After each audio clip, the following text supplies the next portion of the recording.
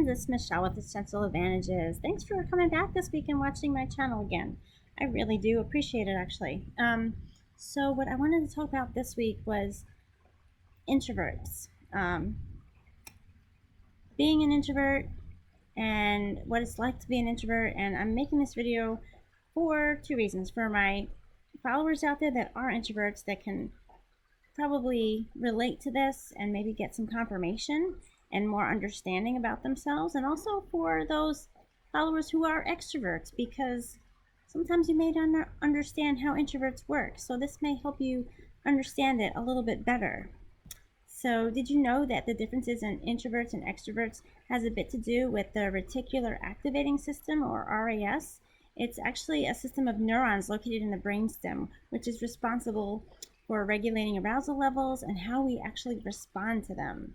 I just learned about that before filming this video, so isn't that interesting? Learn something new every day, guys. Learn something new every day. So how are introverts normally viewed in this world? People who are introverted tend to be seen as inward turning or focus more on internal thoughts, feelings, and moods rather than seeking out external stimulation. They may seem hard to get to know, shy, snobby, or even unfriendly and cold at times. And since a third to half of the population are introverted, let's dig into this a little bit more and understand a little bit better, shall we? And no, it's not always times of just pure silence with nothing.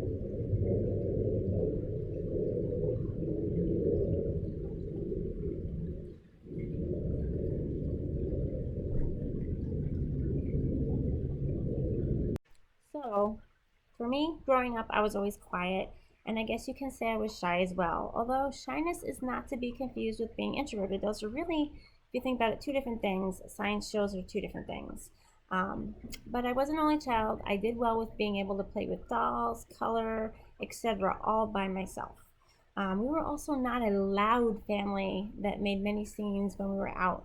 Although I once threw a fit at a fair when I was a young kid because my mom wouldn't buy me a pencil with a little fluffy pink thing on the end of it, and I threw a fit in public, and that was a scene. That was a scene, but I got over it, thankfully. But anyway, moving on. At first, I thought being introvert was a bad thing, but I no longer believe that anymore. I'm actually proud to be sharing that I'm an introvert with others. Introverts seem to be more self-aware and pensive with their thoughts. We are also more observant and also more prepared because we internalize our thoughts and we plan accordingly, right? If you're an introvert, don't you plan? Do you see? Do you relate? Okay. For me, also, I do not like crowds at all. Too much peopling tends to drain my energy. I'd much rather sit home by myself with some relaxing music and read a great book or bake a yummy raw food dessert in my quiet kitchen. That's a delightful day for me. But I am a big homebody. I don't like leaving the house unless it's for a fun vacation that we're going on. Italy, Bora Bora, anyone? Yeah, of course I'll go to that. Yeah, but really, we're living on the grid and we're raising kids, so you got to do what you got to do, right? I do tend to schedule my days where if I go out, then I do all the stuff that I have to do and chunk it in my outings of several trips. And then I'll just come home and I'll do everything while I'm out instead of going out every day for multiple little trips here and there. I like being home. I like having my stretchy pants on and doing what I need to do in the house for the certain things that need to be done. Okay. I even have a mobile masseuse now for my massages. So yeah, they're out there, guys. You just got to search for them. Mobile masseuses, they'll come to your house. I also, I don't have any social anxiety or anything. So when I go out, I will talk to you in public. I'm also, though, not out there though, and I'm not in your face either type person. I'm pretty reserved, but yes, I will talk to you just like anybody else will. It may seem strange as an introvert to have a successful career in network marketing because, well, network marketing is pretty much people business.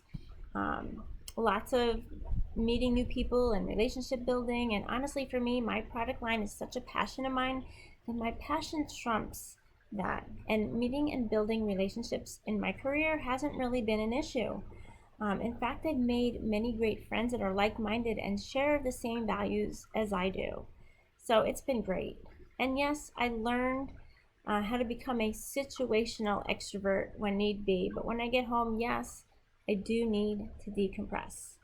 Um, if I don't have time to decompress, I will start to get a headache, my body may tense up, and I start to feel overwhelmed.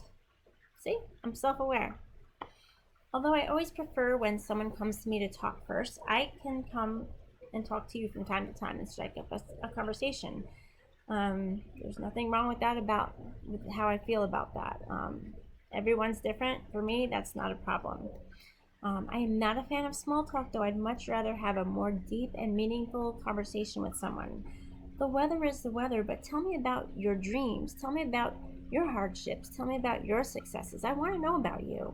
And it's different for each person, so for me, it's interesting to hear different opinions and stuff. But the weather's the weather, right? It's just the same fact for everyone. I also enjoy taking walks and using that time to think and process. I do a lot in internal thinking, and that sometimes doesn't always get vocalized and out to others. Sometimes I wouldn't even know how to convey those messages that are in my head. It's just how it is. Us introverts have goals, we have interests, we have hobbies, we have passions, and all sorts of things. So we're just like almost anybody else, but we do need that time to be by ourselves. That's really what sets us apart. We need to decompress. We need to be by ourselves and live more autonomously. Man, I wonder how many monologues I've had with myself. Lots. Lots. You too? Also, us introverts, yes, of course, we still like to have fun. Doesn't mean we're on the couch reading a book all day. I like watching comedy. I like going out and having fun with friends at times. I like to do some Zumba or dancing, of course. Yes, right? You too? Okay, so don't misunderstand us for not liking fun. We like fun. Fun is fun. I am also super curious. I want to know truth and will Google all day to learn facts about certain things and that will satisfy me. Like if I go to bed at night and something pops in my head that I'm curious about, it takes a lot out of me not to get up out of bed and Google it. But I'll wait till the morning and I'll do it or something. I'm also good about being my own accountability partner. When I need to get things done, I'm pretty good and making sure that I do them. I'm never really needed to have someone else outside push me for that. This is something that I can internalize and do myself. I don't know if that's necessarily a thing for introverts or extroverts or not, but just saying, I just added that because I don't need an outside source pushing me. I have that willpower in me to do it myself. Also, the YouTube videos that I'm doing now, it's not overwhelming to me because right now it's just me and this camera. And then I just upload the video and I do it on my own watch. But I do welcome comments and followers though, so please do so. I want to know who you are and I love to communicate with other people. Also, I much rather prefer the intimacy of hanging with one friend at a time versus a group of people all at once. Reason being is I always feel you can connect better with someone when it's just one on one versus when it's a group of people. When I'm in a group of people, I tend to find myself contributing less and just listening more. But on the plus side, people have told me that I can be a great listener. And I also tend to think before I speak. Rarely do I ever just blurt things out right away. I am not spontaneous, also, by any means. I do love to plan. I love to sort out the details and organize before taking action. And that is pretty much me for the most part. I don't like having a super busy schedule. Run here, run there, run everywhere. That just tires me out.